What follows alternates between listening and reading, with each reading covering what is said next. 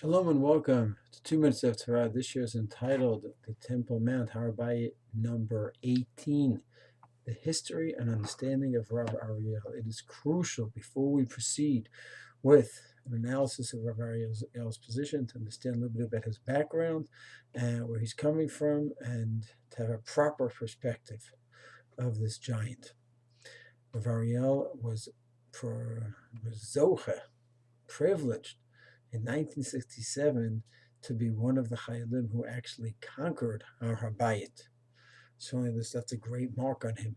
And he was very impressed, overwhelmed by this situation, and he decided to make it his life work to bring the Jewish people home, not to only Eretz Israel, but to the Har Habayit, and to inform them what is the Har Habayit about, what is the temple about, the Mikdash, the Korbanot. Now one may say, wait a second, this is a very emotional event, and it had a major effect on his life and his whole being, and his whole search for the temple, for the Mikdash, Korbanot, Aliyat Habayit. It's coming from a very emotional place. So it's beautiful that he has all these feelings and this connection to God and to the Mikdash, to the Korbanot. And he appreciates that God gave him the merit to go up and conquer Habayit, but this is a very emotional topic for him. So can he really be objective? It's an amazing question, and this needs to be understood properly from both sides, those who prohibit and those who permit or demand one to go up. Why? All the poskim that we've seen, the Haredi poskim, okay, and not just the Haredi poskim, Rav Aviner as well, and we'll learn about Rav Aviner, Tzvi the cook, Rav Tau, luminaries in the Datilami world, they all prohibit it. None of them see at this point in time a great mitzvah to go up, a great mitzvah to do Aliyat Habayit, a great mitzvah to bring Korbanot, or a great mitzvah to build a Mikdash. None of them hold that there's a great mitzvah in any of the things, in building the Mikdash, in building Mizbeach, to bring Korbanot, or simply to go up to Habayit. None of them see a great value at this time. At another point in the Jewish history for sure, but not now, only in the future. So they're coming from a point where there's nothing positive really in going up. So then all they're left with is what? Well, if you go up to this place, well, what may happen? Well, you might have a curries issue where you're going to have a major violation. And by you going up, you're going to lead to many others having major violations as well. And therefore, just don't go up. Why should you go up? It's going to lead to problems. So just stay away. We don't know the right place. Even if we do know the right place, we don't know how to pure ourselves properly. And if you do know how to purify yourself properly, well, others, well, they're going to learn from you. Just stay away. None of them see, and not one of them discussed. Not Minchas Yitzchak, not Rav Moedim was Rav Sternbach, not Rav Avadi Yosef, not the Tzitz Eliezer, not Rav Aviner. Rav Tzvi none of them spoke about that is important to go up nowadays. But we don't know how to go up. We don't know where to go up. They didn't even start with the premise that there's something very good about going up. But Ariel, on the other hand, starts off with the premise that it's very good to go up. We need to go up. We need to build the Mizbech. We need to build the Mikdash. So now he's coming from perspective, we need to go up. So now you'll say, wait, that's back to the original problem. If he feels he needs to go up, he's just going to find a way to go up. Chas v'shalom. All because the posek wants to go ahead and find the heter and a mitzvah to do something doesn't mean he's going to create a heter if it doesn't exist.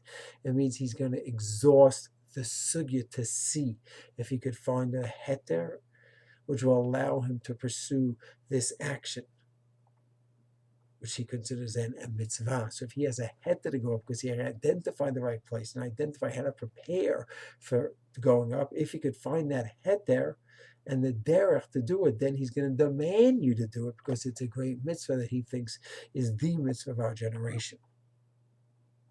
This would be similar to someone coming to Rav Yosef in his last few months, where the story goes that he was sick, he was dying, and he heard there was an aguna, a woman who wasn't sure where her husband was, And it would mean she will never be able to get remarried. Till 120, she'll die single.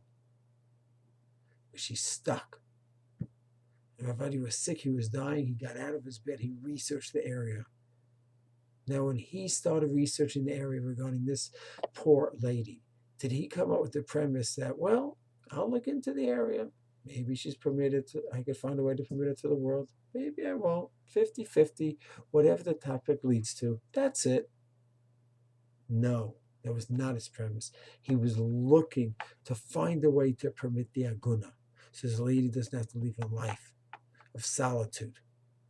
Does that mean that because he's looking to permit her, he's going to create an illegitimate heter? Chas v'shalom.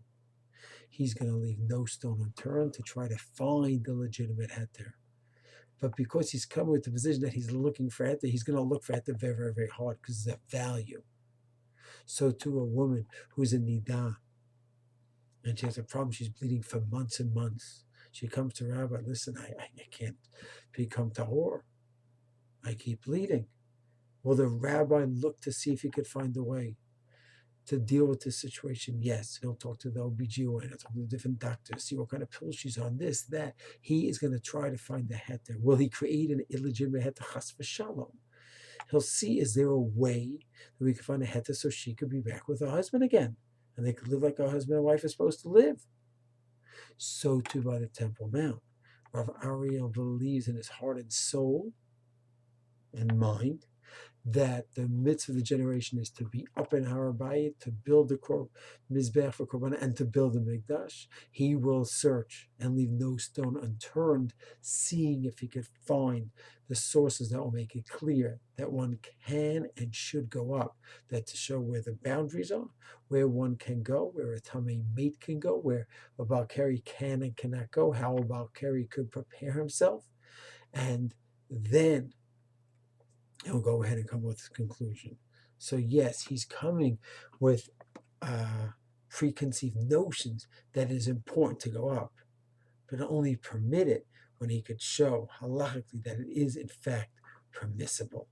It's this crucial background on the different positions. The Rav Ariel that's pushing so strongly and valiantly to go up, and those posting that say, listen, just don't go up. It's a suffix. This is a suffix. This is a suffix. Don't do it. If you do this, it's going to lead to that. Well, why they just a suffix this way? Why not just be more affirmative? Go and let's work out a way to go.